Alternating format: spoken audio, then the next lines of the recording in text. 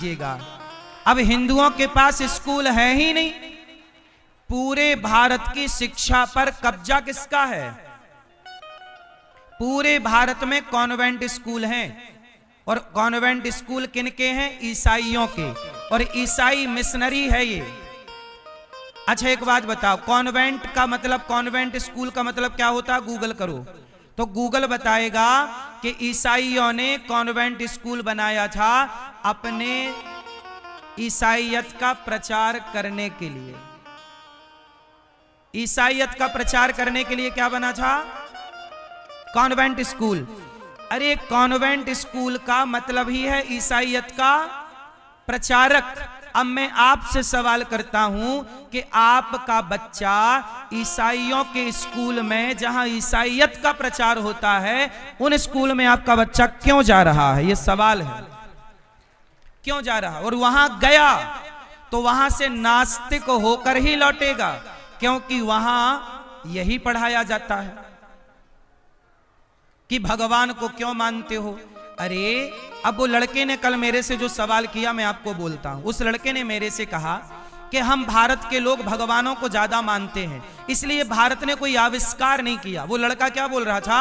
Convent school में से ये बताया कि भारत में कोई आविष्कार तो हुआ नहीं, सारे आविष्कार अमेरिका कर रहा है, इंग्लैंड कर रहा है, फ्रांस कर रहा है, जर्मनी कर रहा है, भारत तो कुछ किया ही नहीं। हमने उस लड़के को समझाया कि भैया हमारा भारत 1000 साल तक गुलाम था। हमारा भारत कितने साल तक गुलाम था? अभी हमारे भारत को आजादी मिली लगभग 75 साल हुए हैं, मोटा मोटी 80 साल ले लो। अभी हमारे देश को आजादी मिली कितने साल हुए? 75 साल। अब आप ही बताओ, हमारे देश से सारे दस्तावेज चुरा के ले गए अंग्रेज। नालंदा में मुगलों ने आग लगा दी, दस्तावेज अंग्रेज चुरा के ले गए। तो जो हमारा अपना इतिहास था, जो हमारी अपनी भौगोलिक उपलब्धि थी, हमारे आविष्कार थे, वो तो नष्ट कर दिए अंग्रेजों ने। कैसे नष्ट किया? उदाहरण से समझाता हूं। आप लोग बताइए, विमान का आविष्कार किसने किया? राइट ब्रदर्स ने किया। कब किया? 1903 में किया। ये पढ़ाया गया है, जबकि ये रॉन्ग है, झूठ है। सच क्या है? भारत के एक वैज्ञानिक हुए हैं दलपदे जी, सर्च करिएगा। मेरी कोई भी बात गलत हो तो आप जरूर बोलिएगा। भारत के एक वैज्ञानिक हुए हैं दलपदे जी, जिन्होंने 1885 में, मतलब राइट ब्रदर्स से पहले विमान बनाया था। लेकिन चूंकि हम उस समय गुलाम थे तो हमारी ड्राइंग अंग्रेजों ने चुरा ली। अरे अंग्रेजों का शासन ऐसा ही था जैसे आज ट्रंप का शासन है। ट्रंप उठा लेता है दूसरे देश के राष्ट्रपति को, ऐसे ही अंग्रेज लोग उठा लेते थे कि तुम में ये अच्छी बात है, ये लाओ, ये हम करेंगे, ताकि वो खिताब हमारे नाम हो, तुम्हें कोई ना जाने। हमारे देश से सब चोरी करके ले गए, और हमें क्या पढ़ा रहे हैं कि तुम तो कुछ नहीं जानते थे, तुम्हारे पास तो कुछ नहीं था। अच्छा बताओ, गुरुत्वाकर्षण का सिद्धांत किसने दिया? उत्तर दो। न्यूटन ने। गुरुत्वाकर्षण का सिद्धांत किसने दिया? ऐसा पढ़ाते हैं न्यूटन ने दिया। लेकिन आप नौजवान दोस्तों को यह जानने की जरूरत है, हम सनातनियों को यही तो कहते हैं कि बेटा जब न्यूटन पैदा नहीं हुए थे तब हमारे यहां गुरुत्वाकर्षण का सिद्धांत, हमारे कणाद, हमारे चरक, सुश्रुत नाम के ऋषि थे जिन्होंने ये सब कुछ किया था, इनमें प्रयोग किया था। सबसे बड़ी सर्जरी क्या होती है? Plastic surgery. बोलो हाँ।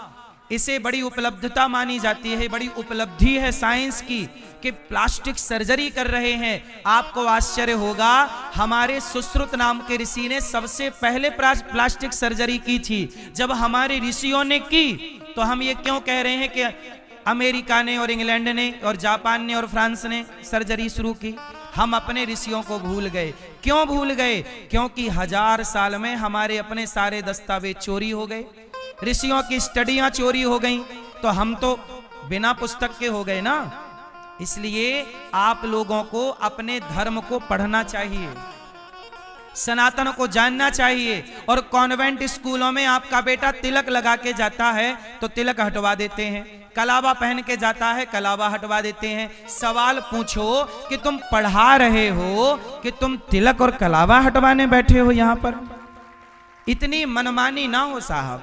इन कॉन्वेंट स्कूलों की दादागिरी देखने के बाद मुझे निर्णय लेना पड़ा कि मैं, आप लोगों का आशीर्वाद और प्यार रहा तो मैं पहले तो एक विद्यालय बनाने जा रहा हूं, कक्षा 1 से लेकर 12वीं तक, CBSE बोर्ड का, जहां शिक्षा भी होगी और संस्कार भी होंगे।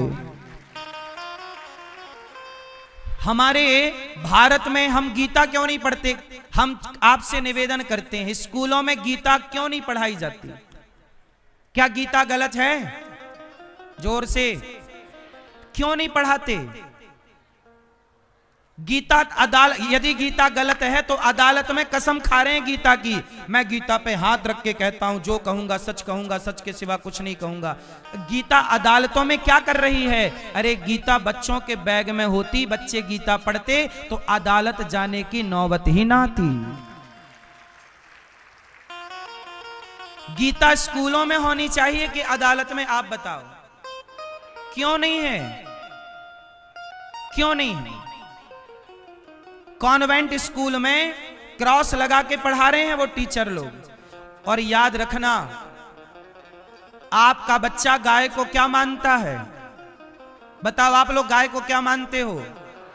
जोर से।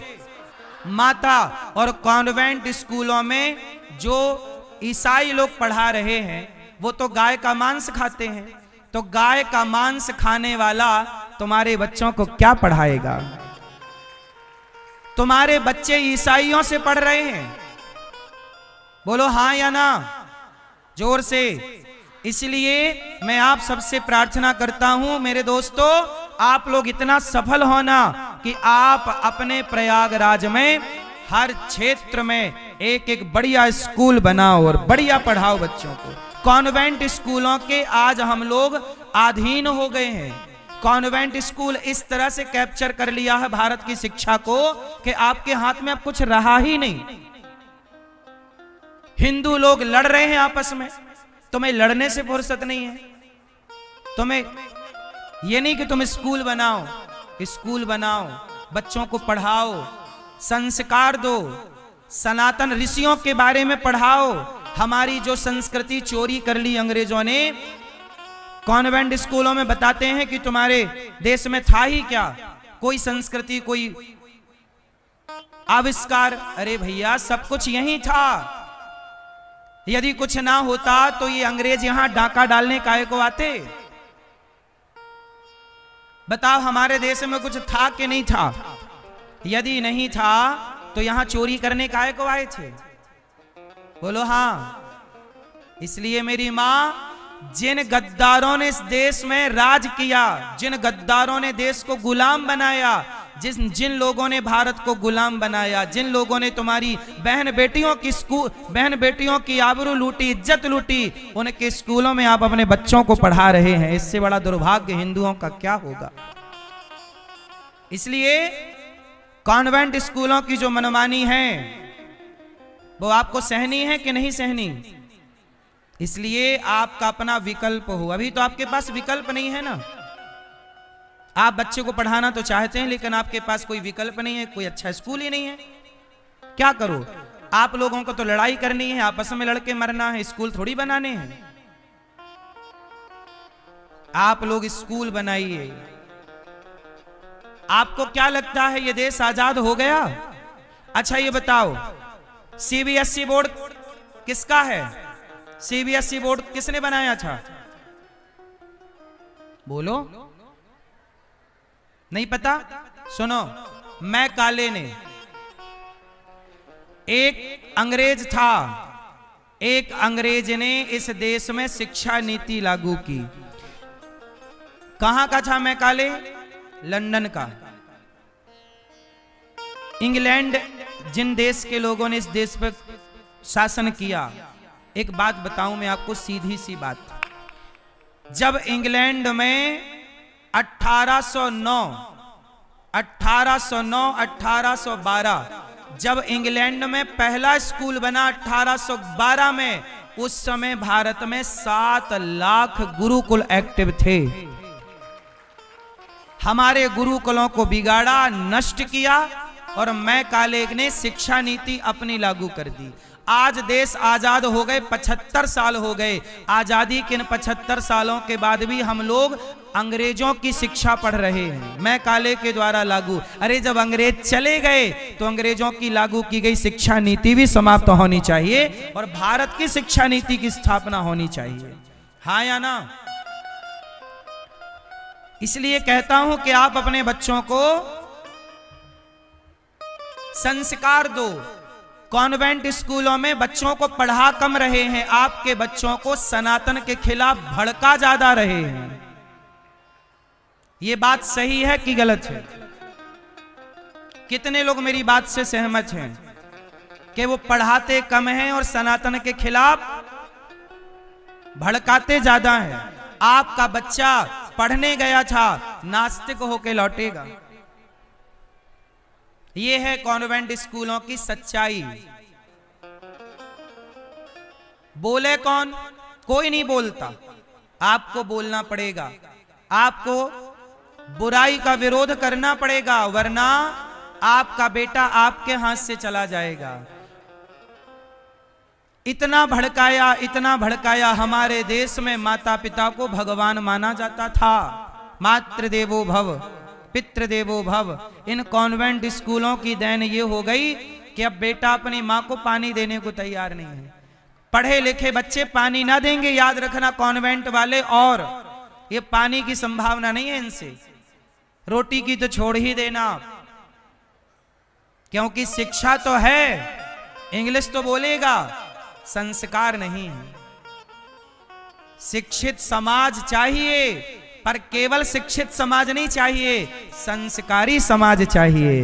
इस देश का भला, परिवार का भला शिक्षा से ज्यादा क्या चाहिए? जोर से आप क्या चाहते हैं? आपको बहू कैसी मिले, शिक्षित के संस्कारी?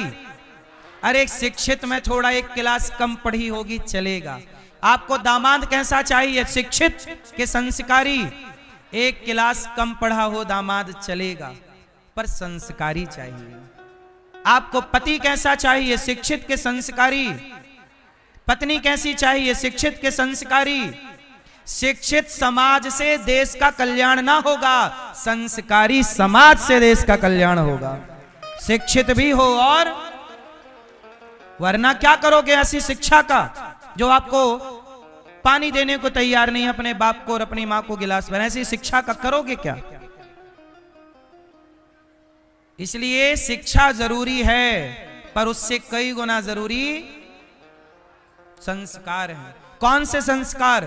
मातृदेवो भव पितृदेवो। माता भगवान है, ये संस्कार। पिता भगवान है, ये संस्कार। बड़ों की आज्ञा मानना धर्म है। राम बड़ों की आज्ञा मान के वनवास चले गए, ये धर्म है। वरना आप पश्चाताप करोगे, मेरी मां, पछताओगे। इसलिए अपने बच्चों पे ध्यान दीजिएगा। आपकी संपत्ति पैसा नहीं है, आपकी संपत्ति सोना चांदी नहीं है, आपकी संपत्ति खेत खलिहान नहीं है, आपकी असली संपत्ति आपकी संतान है। यदि वो सही है तो आपकी संपत्ति सही है, और आपके बच्चे गलत चले गए तो आप दौलत जोड़ लो, करोगे क्या दौलत का? बोलो हाँ। इसलिए स्कूल, अब स्कूल ही गलत है। जैसे योगी जी ने प्रयागराज का नाम, इलाहाबाद का नाम प्रयागराज किया, ऐसे भारत सरकार को चाहिए कि स्कूलों का नाम बदल करके, क्योंकि स्कूल का सही अर्थ है यीशु कुल। यीशु कुल से स्कूल बना। पहले भारत में क्या हुआ करते थे? गुरुकुल। बोलो क्या होते थे? गुरुकुल। तो मैं काले ने गुरुकुलों को लगा दी आग और गुरुकुल को हटाया और यीशु कुल स्थापित कर दिया। यीशु मतलब ईसा मसीह, ईसाइयों के भगवान। ईसाई को भगवान क्या होते हैं? तो यीशु कुल। अरे भाई, भारत में यीशु कुल की जरूरत नहीं है। जिनको आप स्कूल कहते हैं उन्हें भारत में गुरुकुल कहना चाहिए, क्योंकि हमारे यहां गुरु शिष्य की परंपरा है। हमारे यहां पढ़ाने वाले को क्या बोलते हैं? गुरु। ये सरवर्तवाज बोलने लग गए। वरना हमारे भगवान राम कहां पढ़े थे? गुरुकुल में। भगवान कृष्ण कहां पढ़े थे? गुरुकुल में। और आपके बच्चे कहां पढ़ रहे हैं? यीशु कुल। देख तेरे संसार की हालत क्या हो गई भगवान, कितना बदल गया। एक भी गुरुकुल नहीं मिल रहा है अब ढूंढे से। इसलिए मेरी मां, बहुत विचारणीय विषय है। आपको चिंता है या नहीं? मुझे तो लगता है कि भाई अभी भी हमारा देश आजाद नहीं हुआ है। आजादी की सांसें मैं तब लूंगा जब शिक्षा नीति से मैं काले का सिलेबस खत्म होकर भारतीय संस्कृति की स्थापना होगी। मैं काले को हम क्यों ढोएं? आज भी हमारे देश में डॉक्टर बनते हैं, एडवोकेट बनते हैं, इंजीनियर बनते हैं, सारे लोग मैं काले की शिक्षा से बनते हैं। इसलिए ये सब पढ़ लिख के अंग्रेज हो जाते हैं। खोपड़ी से तो अंग्रेज हो ही गए विचारों से।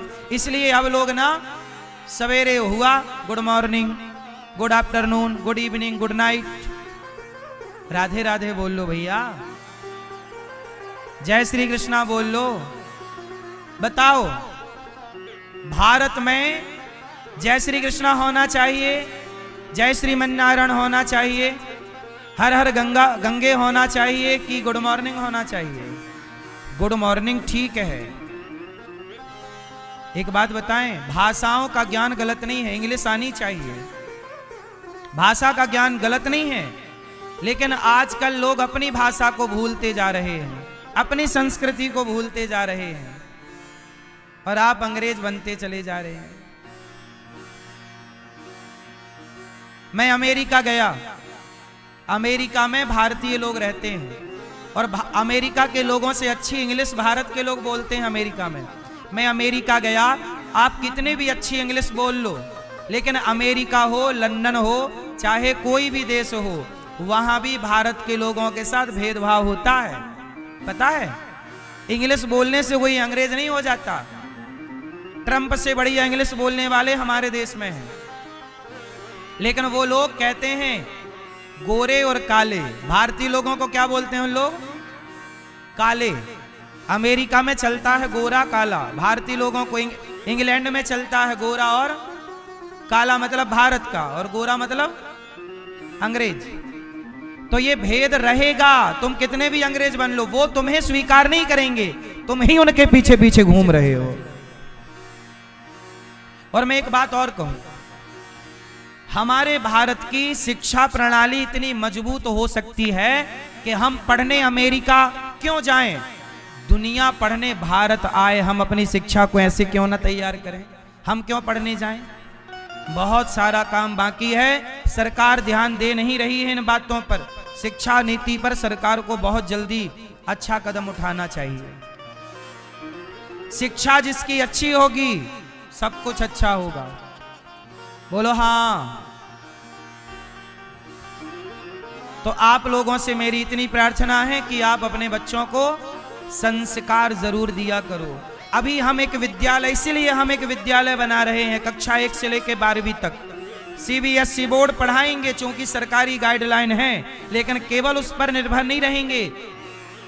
हम संस्कार का भी एक सिलेबस बना रहे हैं, तैयारी कर चुके हैं। और आप याद रखिएगा, गौरी गोपाल विद्यालय बनेगा, 1 से लेकर 12वीं तक के बच्चे पढ़ेंगे। बाद में हम कॉलेज भी बनाएंगे, लेकिन पहले 1 से लेकर 12वीं तक, जहां शिक्षा भी होगी और संस्कार भी दिए जाएंगे बच्चों को। कितने लोग चाहते हैं कि ऐसी ही शिक्षा हो, शिक्षा, और इसके लिए मुझे एक विद्यालय बनाना है। उसके लिए आप सब सहयोग करेंगे तो विद्यालय बनेगा, क्योंकि सरकारों से हम निवेदन कर सकते हैं, सरकार करे ना करे मर्जी सरकार की, लेकिन हम लोग, मुझे लगता कहने से ज्यादा है करो। हम लोग करें, मैं तो करने लग गया। जीवन में बदलाव चाहिए, इसलिए कॉन्वेंट स्कूलों की मनमानी रुकनी चाहिए किसी भी तरह से। चलो अब आते हैं प्रसंग पर। भगवान श्री कृष्ण ने रास रचाया, गोपियों को बुलाया, सारी गोपियां आई। भगवान ने स्वागत किया, स्वागतम वो महाभागा प्रियं किं करवाणि वः ब्रजस्यानामयं कच्चिद् ब्रूतागमन कारणम्। स्वागतम वो महा, भगवान ने सारी गोपियों को बुलाया, सबका स्वागत किया, आओ आओ यहाँ आओ, ये बताओ क्यों आई हो? गोपियां बोली आपने बुलाया हम चली आई। भगवान आज गोपियों के संग क्या रचाना चाहते हैं? जोर से, क्या? जोर से, रास लीला। कौन सी लीला? मैया बताओ रास लीला किसे कहते हैं? रास लीला मतलब क्या होता है? रास लीला, रास लीला में क्या हुआ था? आप बता पीली मैया। रास लीला मतलब क्या हुआ था? तुम करो तो रास लीला, हम करें तो कैरेक्टर ढीला। तुम करो तो, हम करें तो। अब जितने लोग इस सेंटेंस पे हंसे हैं उनकी फोटो क्लिक की जाए, फास्ट हो गई। अब सवाल सबसे, आप लोगों ने तुम करो तो रास लीला, हम करें तो कैरेक्टर लीला, इस सेंटेंस पे हंसे कि नहीं? आप लोग हंसे। अब मुझे बस इतना समझाओ कि आप किस पर हंसे? फास्ट, किस पर हंसे? आप भगवान कृष्ण पर हंसे। किस पर हंसे? कैसे हंसे? रास लीला और कैरेक्टर ढीला दोनों को जोड़ दिया तो रास लीला मतलब कृष्ण की रास लीला और कैरेक्टर ढीला। तो क्या रास लीला में कोई कैरेक्टर ढीला हुआ था किसी का? जोर से, क्या कृष्ण का कैरेक्टर ढीला है? तो ये क्यों बॉलीवुड ने अफवाह फैलाई कि तुम करो तो रास लीला, हम करें तो कैरेक्टर ढीला? रास लीला को कैरेक्टर ढीला से जोड़ा गया कि नहीं? बॉलीवुड इतनी चतुराई से काम करती है कि तुम बोल रहे हो, हंस रहे हो, तुम्हें पता ही नहीं कि तुम किस पे हंस रहे हो। रास लीला का मतलब कैरेक्टर ढीला नहीं है। इन गधों को कौन समझाए? बॉलीवुड के लोगों ने इस देश की संस्कृति को जितना नुकसान पहुंचाया है, 1000 साल की गुलामी में मुगलों ने और अंग्रेजों ने इतना नुकसान नहीं पहुंचाया जितना कि बॉलीवुड ने 70 साल में नुकसान पहुंचाया। बॉलीवुड क्या बेच रही है? दाने दाने में केसर का दम, गुटखा। बताओ गुटखा बेचना सही है? चलो गुटखा खाना सही है? जोर से, गुटखा खाना सही नहीं है तो बेचना सही है?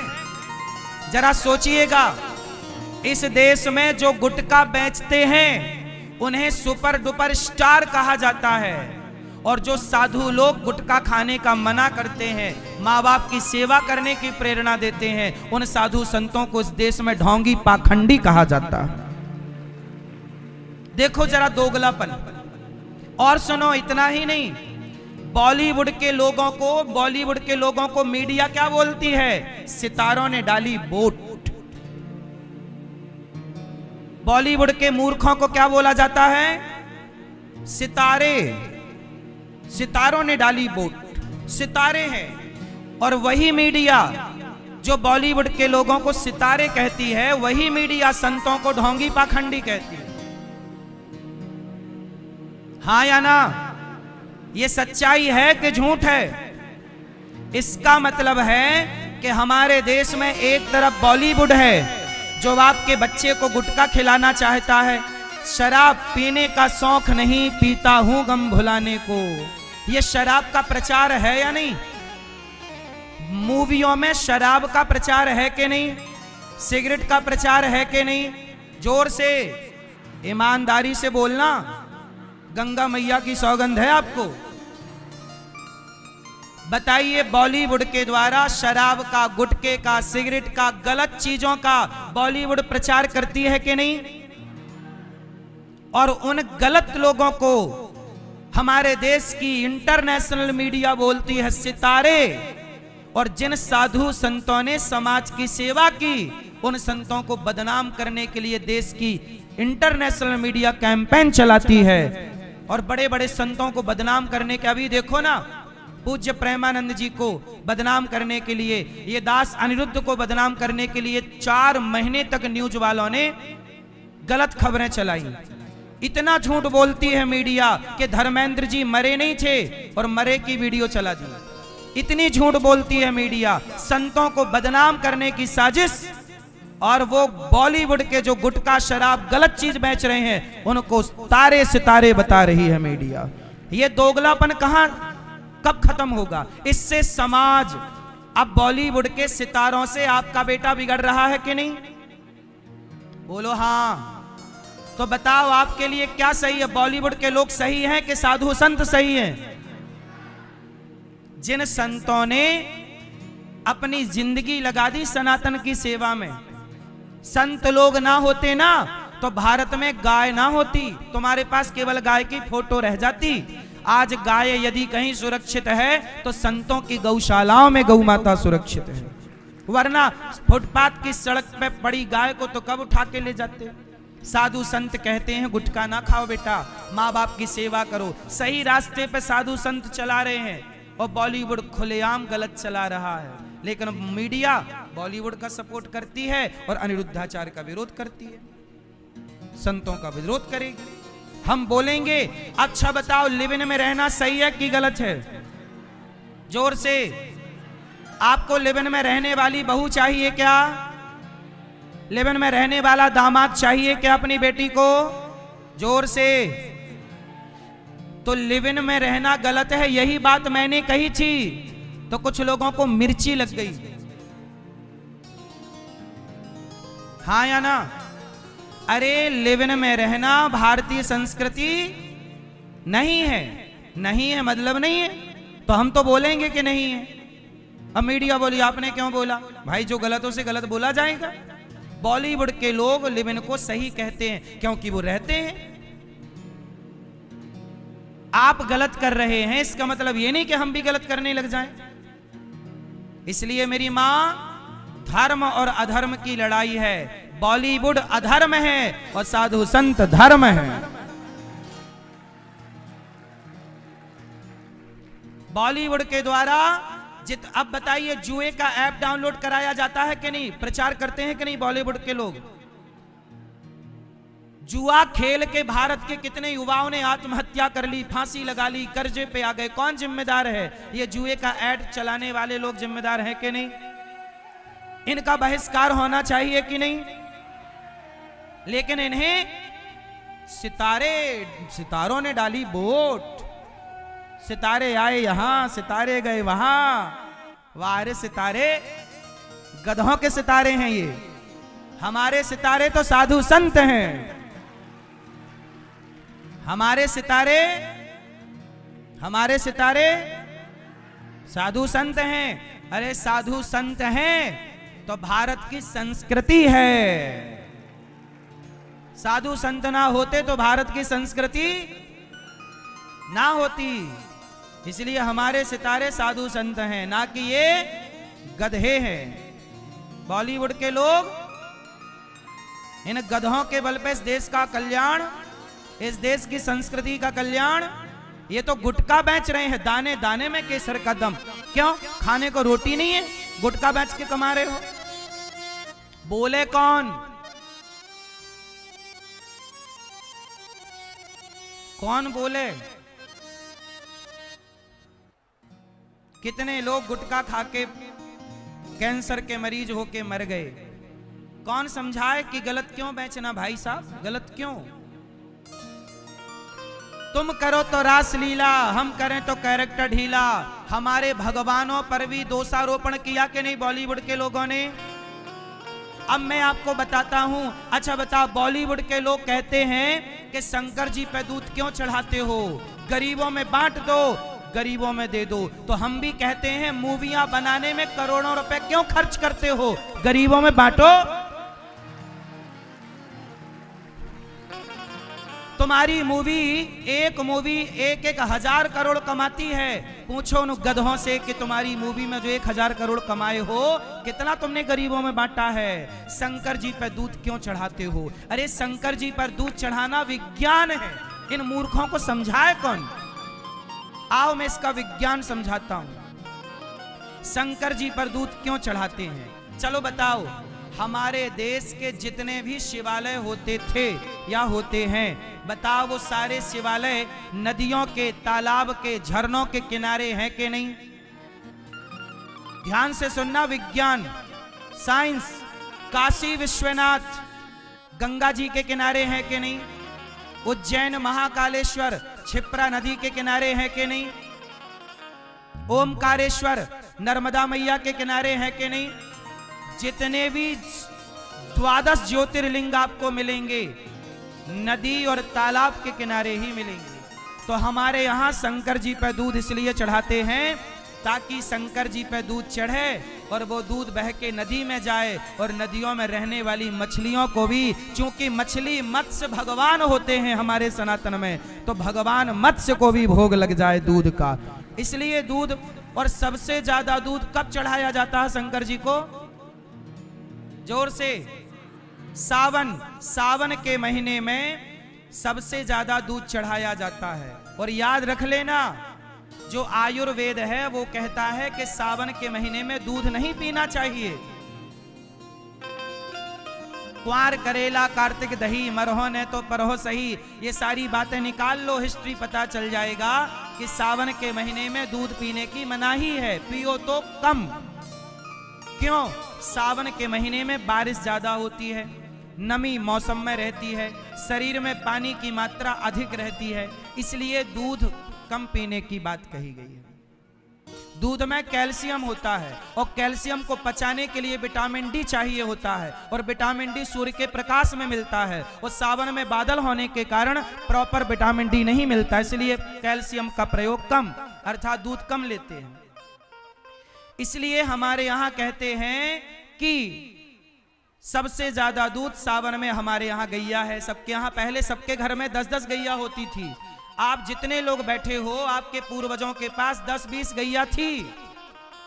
सबके घर गाय थी, मतलब सबके घर दूध होता था। चलो घर का हमारा उपयोग करने के बाद भी दूध बचता। अच्छा, उस जमाने में दूध बेचा नहीं जाता था? बोलो हाँ।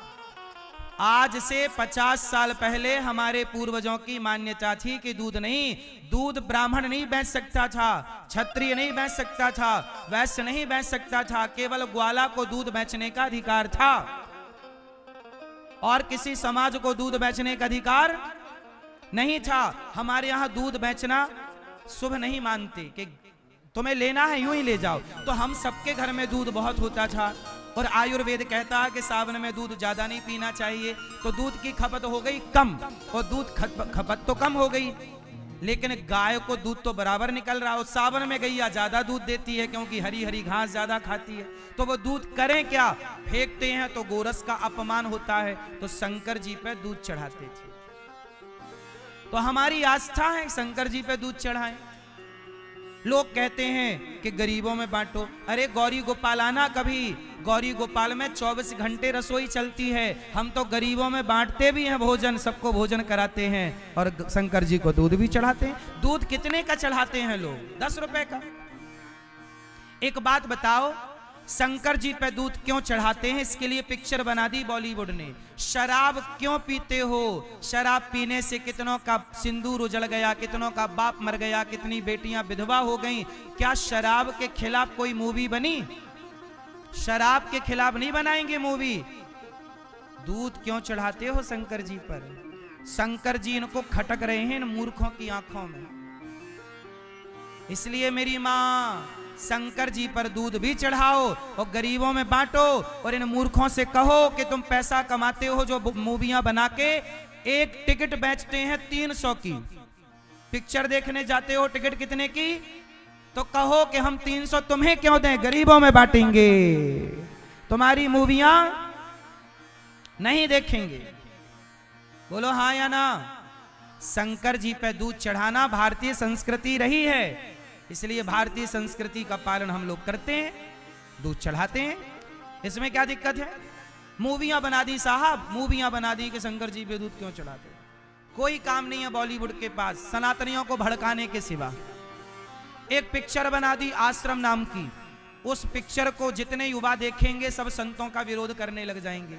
अरे संतों के खिलाफ षड्यंत्र के तहत बॉलीवुड पिक्चर बना रही है।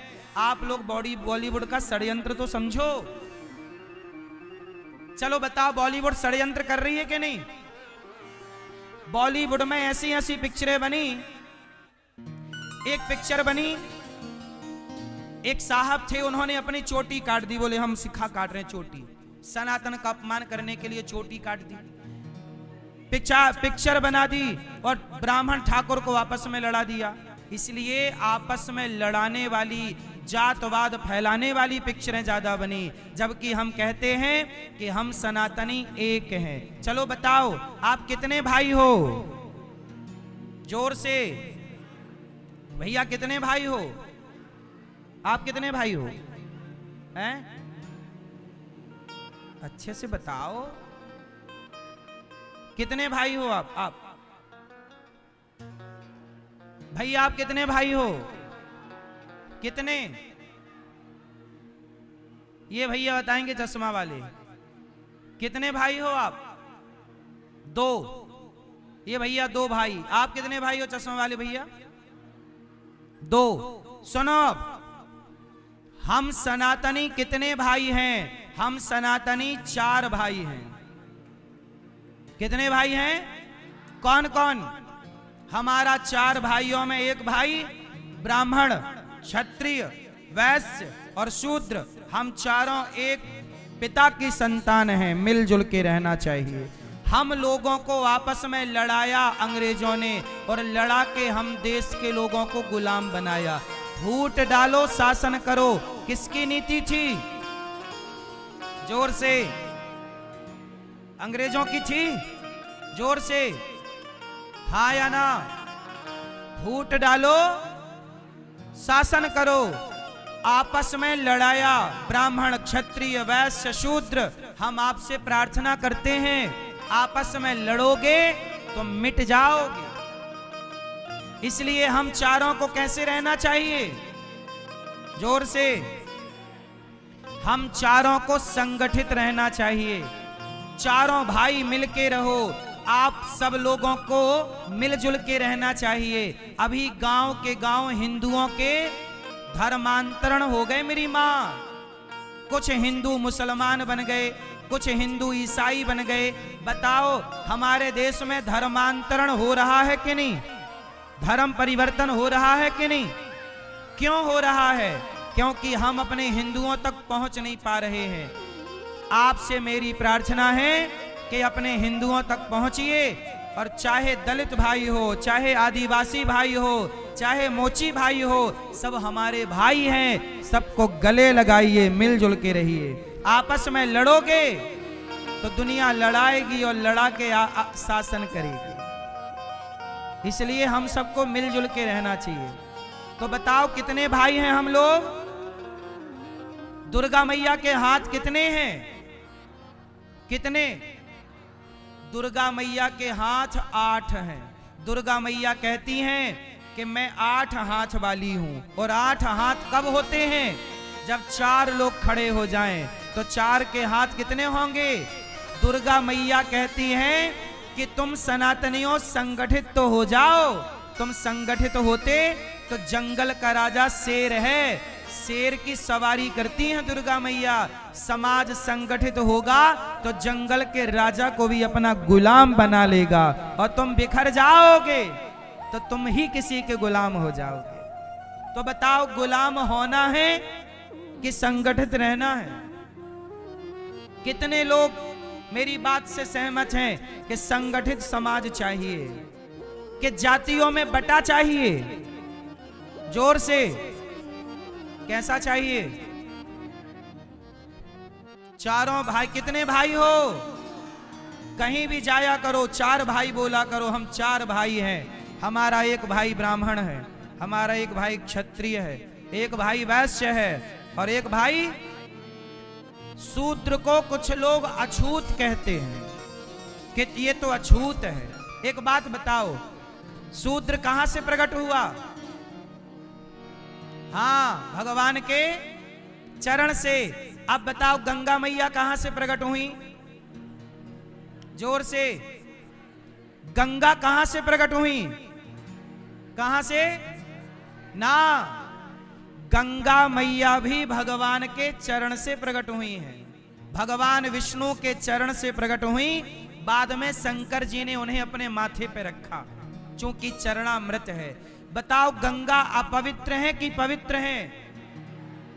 जब चरणों से निकलकर गंगा पवित्र है, तो चरणों से निकलकर शूद्र अपवित्र कैसे हो सकता है? भगवान के चरणों से गंगा निकली है और भगवान के चरणों से शूद्र भी निकला है। तो जब गंगा पवित्र है तो शूद्र भी क्यों अपवित्र कहते हो? इसलिए जातिवाद का जहर मिटा करके मिलजुल के रहना चाहिए। इसी से इस राष्ट्र का हित है, वरना सनातनियों अस्तित्व खतरे में होगा आपका। और आपको ये याद रखना चाहिए, नेता लोग केवल अपना स्वार्थ देखते हैं। राष्ट्र का स्वार्थ, राष्ट्र का हित सोचने वाले इस देश में नेता बहुत कम बचे हैं। राष्ट्र के लिए लड़ने वाला, राष्ट्र के लिए सोचने वाले नेता कम हैं। आपको लड़ा करके अपनी वोट पक्की करने वाले नेता ज्यादा हैं। बोलो हाँ या ना? इसलिए आपको ये जरूर देखना चाहिए, जो नेता जातियों पर लड़ाएं, इन नेताओं से बचिएगा, क्योंकि ये हमें आपस में लड़ाएंगे। और याद रखना, हम जिस गांव में रहते हैं ना, उस गांव में ब्राह्मण भी रहता है, उस गांव में क्षत्रिय भी, ठाकुर भी रहता है, वैश्य भी रहता है, उसी गांव में शूद्र भी रहता है। और हम हजारों साल से उस गांव में रह रहे हैं और उस गांव में प्यार मोहब्बत से रहते आ रहे हैं। लेकिन ये नेता पहुंच जाते हैं तो लड़ा देते हैं। इसलिए नेताओं की इन बातों में आके लड़िएगा मत। नेता तो 4 घंटे बाद चले जाएंगे, हमें सदा साथ रहना है। हमें सदा, बोलो भारत माता की। अच्छा ये बताओ, किस किस की माता भारत माता है? तो बताओ, ब्राह्मण की माता कौन? भारत माता। क्षत्रिय की माता कौन? वैश्य की माता कौन? शूद्र की माता कौन? जब चारों की माता एक है तो तुम भाई हुए कि नहीं? भाई हुए। चारों के पिता एक। ब्राह्मणोस्य मुखमासीद बाहु राजन्यः कृताः ऊरु तदस्य जद वैश्यः पदभ्यांगुं शूद्रो अजायत। वेद वाक्य है। एक बात बताओ, ब्राह्मण गाय को माता कहता है कि नहीं? क्षत्रिय गाय को माता कहता है कि नहीं? वैश्य और शूद्र गाय को माता। जो गाय को माता कहें वो हमारे भाई, जो गंगा को माता कहें वो हमारे भाई, जो भारत को माता कहें वो हमारे भाई। वरना इस देश में तो कुछ लोग वंदे मातरम भी नहीं बोल रहे हैं। तो जो भारत माता को वंदन ना करें वो हमारे भाई नहीं हो सकते। जो गाय को काट के खा जाएं वो हमारे भाई नहीं हो सकते। जो गाय को माता कहें वो हमारे भाई। तो भारत माता की वंदे वंदे। प्यार से भारत मां। कल 26 जनवरी है, इसलिए आपको आज ही हमने बता दिया कि राष्ट्र प्रेम जरूरी है। अपने देश से गद्दारी नहीं। मर जाना सही है, पर भारत माता से गद्दारी। चलो बताओ, आपस में लड़ना भारत मां को धोखा देना है कि नहीं? इसलिए आपस में ना लड़ो।